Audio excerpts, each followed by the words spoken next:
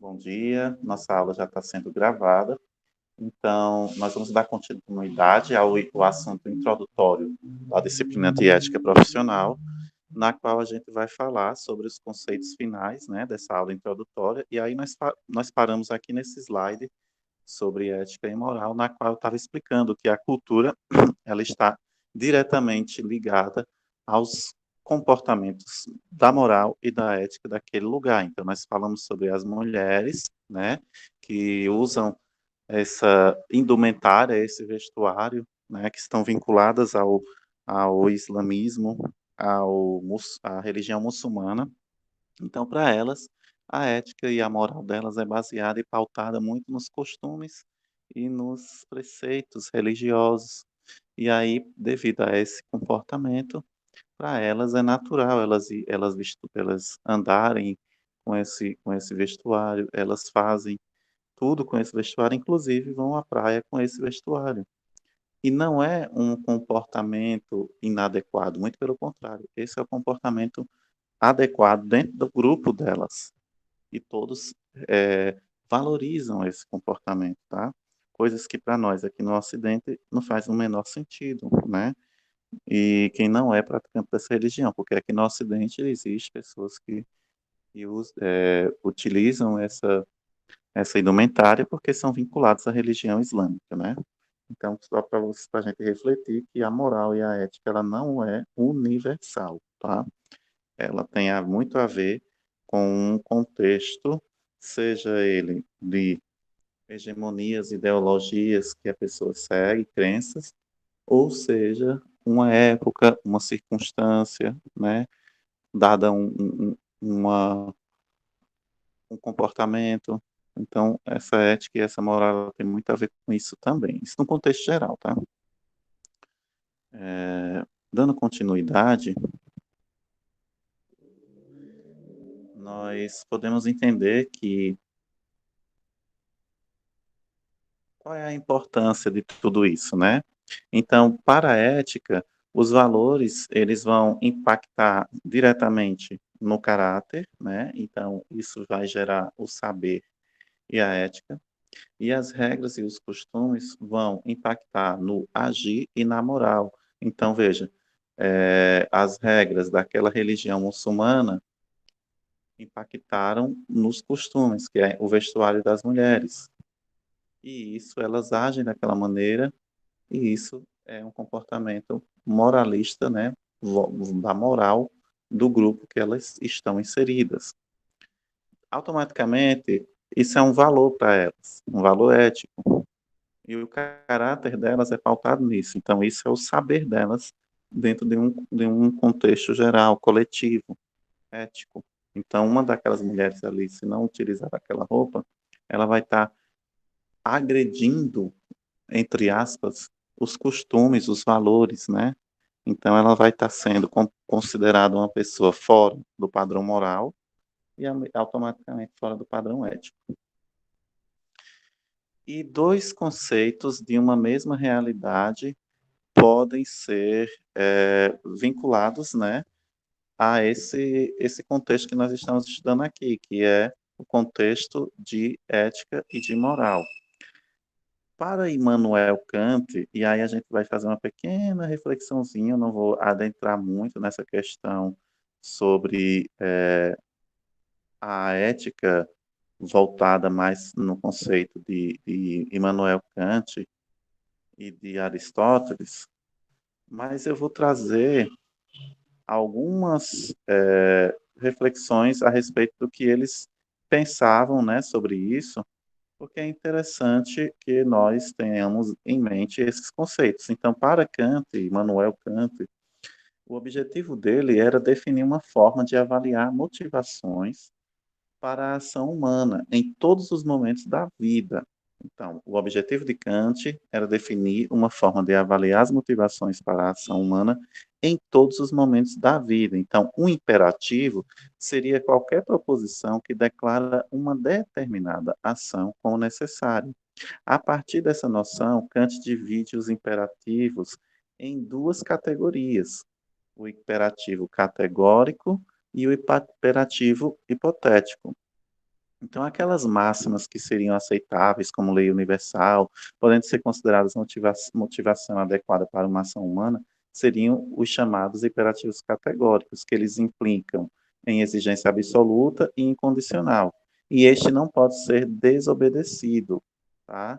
Então, não importando as circunstâncias, sendo um fim em si mesmo, ou seja, nenhuma outra finalidade pode justificar a desobediência, e o imperativo categórico não carece de qualquer outra justificação.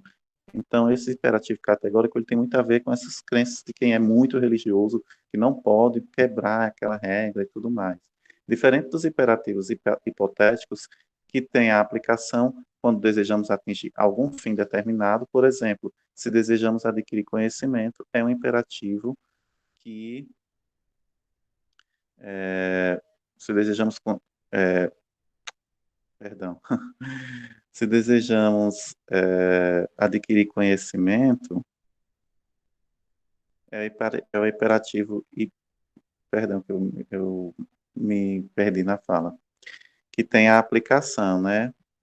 Então, o imperativo hipotético, ele está atrelado ao fim ou à finalidade, né? Então, almejando por aquele que age, facilitando assim uma decisão da qual a ação correta a se tomar é hipotético, pois, uma vez como agente, não tem interesse em realizar aquele fim, ou não esteja disposto à ação necessária para realizá-lo. Não existe qualquer obrigação de segui-lo, e neste sentido facultativo e condicionado às nossas implicações, tá?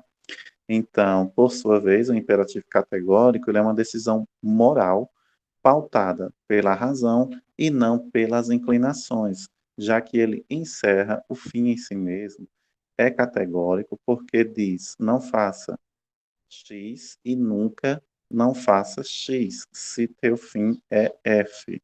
Por isso, não está vinculado a nenhuma particularidade, incluindo a identidade da pessoa, devendo ser aplicável a qualquer ser racional. Esta é a razão pela qual o imperativo categórico, em suas primeiras formulações, foi chamado também de princípio de universalidade.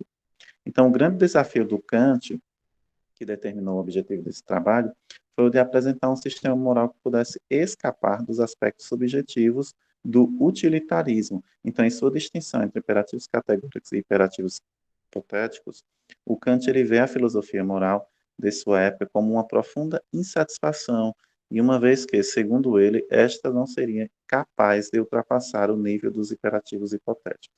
A maximização do bem para os envolvidos premissa utilitarista é irrelevante do ponto de vista daqueles que preocupam-se com a maximização do bem ou do resultado positivo, apenas para si mesmos, sem importar-se com as demais. Então, por isso, a fim de persuadir a ação moral a ser base para julgamentos morais contra outras pessoas, seria preciso ir além do nível dos imperativos hipotéticos, que são subjetivos, uma vez que depende do fim que se almeja atingir. Era preciso buscar um sistema moral deontológico baseado no imperativo categórico e suas exigências, uma forma de sistema moral que estivesse para além da subjetividade e pudesse ser aplicado universalmente, tá, gente? Então, nada mais, nada menos que, sob as condições do imperativo categórico, nós devemos aceitar que o valor moral de uma ação se deriva-se de sua máxima e não por suas consequências. Em outras palavras, para determinar a moralidade de uma ação, nós devemos considerar os motivos do agente e não as consequências da ação promovida por ele. Se, por exemplo, um comerciante decide nunca enganar seus clientes por receio de que eles não retornem ao seu estabelecimento, então isso, segundo Kant, este comerciante age corretamente, embora pelos motivos errados. Ele deveria agir desta forma por ser uma atitude moral, já que não enganar os clientes é uma regra moral independente da finalidade, né, gente? Então, pensar o oposto permitiria que em não tendo receio de ser descoberto, o comerciante enganasse seus clientes. Então, eu espero que vocês tenham compreendido essa questão do imperativo categórico, porque ele está muito atrelado, vinculado a um valor moral fundamental que rege a ação ética, né? Então, eu não vou roubar, porque para a moral universal, roubar é errado em qualquer lugar do mundo. Mas quando ninguém está vendo, eu estou roubando, então eu estou sendo antiético.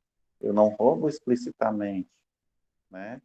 Eu não desvio dinheiro do caixa, digamos que eu sou um operador do caixa, com todo mundo vendo ou sabendo. Eu faço esse pequeno desvio quando ninguém vê. A questão de rachadinha, esses escândalos políticos, são muito a ver com isso. Os imperativos categóricos dessas pessoas que fazem isso, elas não, elas agem quebrando uma regra ética que a moral prevê como categórica universalista, né?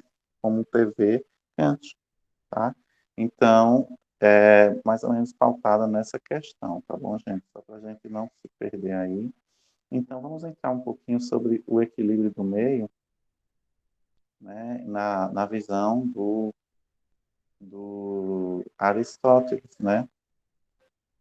E o Aristóteles também traz algumas contribuições dentro da ética, né? A ética de Aristóteles, ela está muito também atrelada e ligada, né? Nessa questão do, do, dos conceitos de Kant também, mas a ética aristotélica tem algumas diferenças em alguns termos, em algumas visões, mas a ética de Aristóteles, que foi o primeiro a tratar de ética como uma área própria do conhecimento, ela vem sendo considerada, ele foi, né, na verdade, vem sendo considerado o fundador da ética como uma disciplina da filosofia, porque o Aristóteles ele é conhecido por ser um grande filósofo. Então, para o filósofo, tudo tende para o bem, e a felicidade é a finalidade da vida humana. Então, entretanto, a felicidade não deve ser compreendida como prazer, posse de bens ou reconhecimento. A felicidade, para Aristóteles, é a prática de uma vida o quê? Virtuosa. Então, a galera que é muito da filosofia aristotélica, eles pregam muito essa questão das virtudes do ser humano, dotado de razão, de capacidade de realizar escolhas, é capaz de perceber a relação da causa e do efeito de suas ações e orientá-las sempre para o bem. Então, a virtude na ética de Aristóteles é uma distinção, né, que ele faz uma distinção muito importante entre as determinações da natureza, sobre as quais o ser humano não pode deliberar as ações de frutos da vontade ou de suas escolhas. Então, para ele, os seres humanos não podem deliberar sobre as leis da natureza, sobre as estações do ano, sobre a duração do dia, da noite. Tudo isso são condições necessárias e não há possibilidade de escolha. Já a ética opera no campo do possível, né? Tudo aquilo que não é determinação da natureza, mas depende de deliberações, escolhas da ação humana. Então, ele propõe a ideia de que a ação guiada pela razão, como um princípio fundamental da existência ética, então, desse modo, a virtude é o bem agir, baseado na capacidade humana de deliberar, escolher e agir. Então, a prudência como uma condição para todas as virtudes. Segundo Aristóteles, ele afirma que, dentre todas as virtudes, a prudência é uma delas e a base de todas as outras. Por quê? Porque a prudência encontra-se, na prudência encontra-se a capacidade humana de deliberar sobre ações e de escolher. Então, baseado na ação, a prática mais adequada à finalidade ética, ao que é bom para si e para os outros. Só a ação prudente está de acordo com o bem comum, segundo Aristóteles. E ela pode conduzir o ser humano ao seu objetivo final, né, e à essência, que é a felicidade. Então, por isso que é o equilíbrio do meio, né? Então, a prudência como um justo meio, né, como esse equilíbrio do meio. Por quê? Porque a sabedoria prática baseada na razão é o que torna possível o controle dos impulsos dos seres humanos.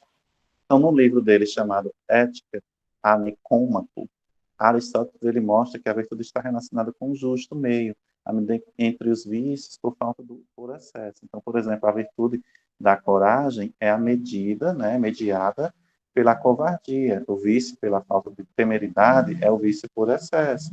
Então, assim como o orgulho relativo à honra é o junto entre o meio e a humildade, né? Então, a falta, que é a humildade, e a vaidade, que é o excesso.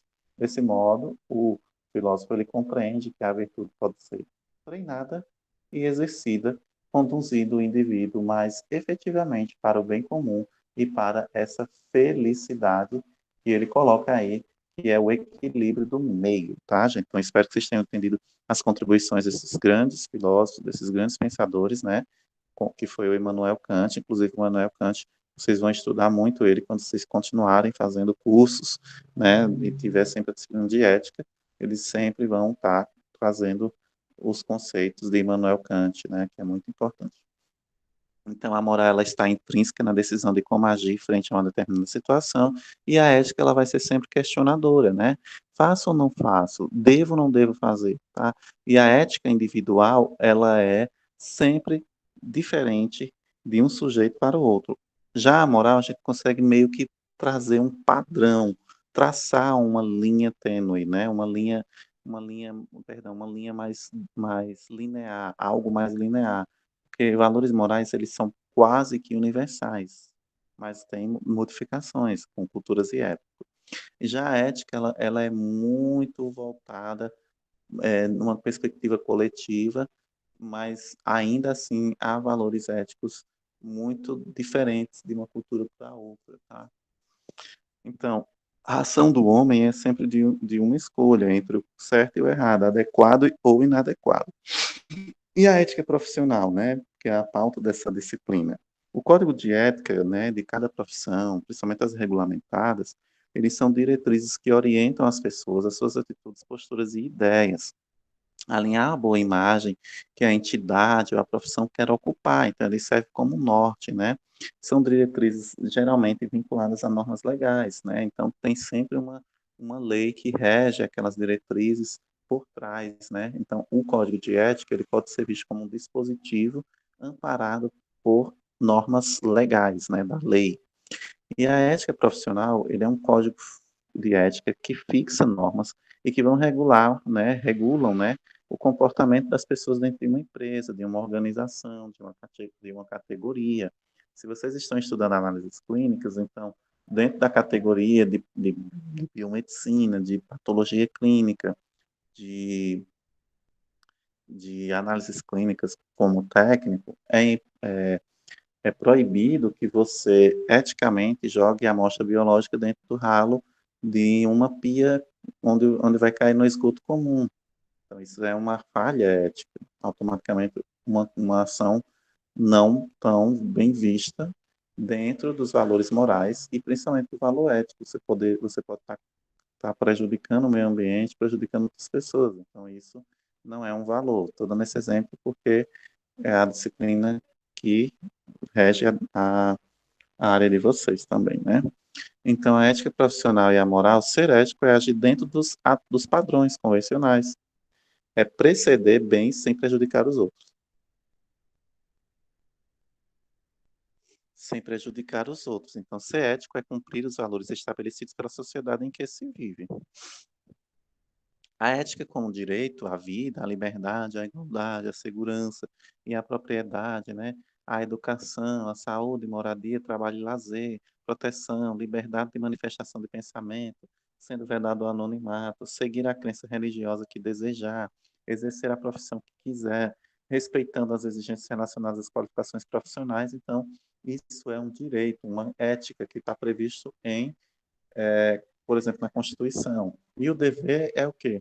É adequar-se a essas normas de condutas de uma empresa que são necessárias para manter a ordem e a harmonia no ambiente de trabalho. Por exemplo, se lá fala que eu tenho que trabalhar com o jaleco, eu tenho que ter essa é a minha ética do dever, porque o jaleco ele me protege e protege as pessoas das possíveis infecções que eu poderia estar trazendo, né, para aquela amostra. Então, eu poderia estar contaminando aquela amostra. O jaleco ele também me protege e protege a amostra, por exemplo, tá?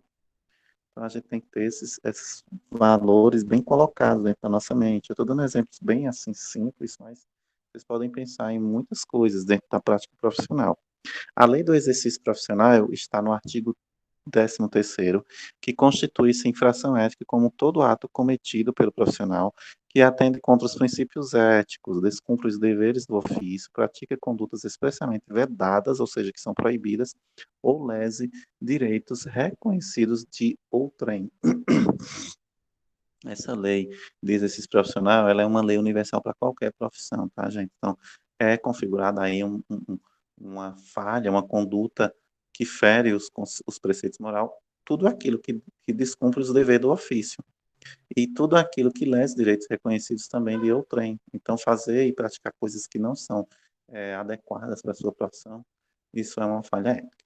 As infrações éticas, elas têm três é, categorias, né, que a gente pode estar debatendo muito sucintamente, que é a imperícia, a negligência e a imprudência.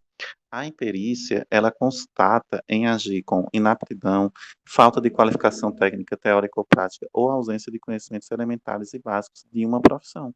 A incapacidade, a falta de habilidade específica para realização de uma atividade técnica ou científica.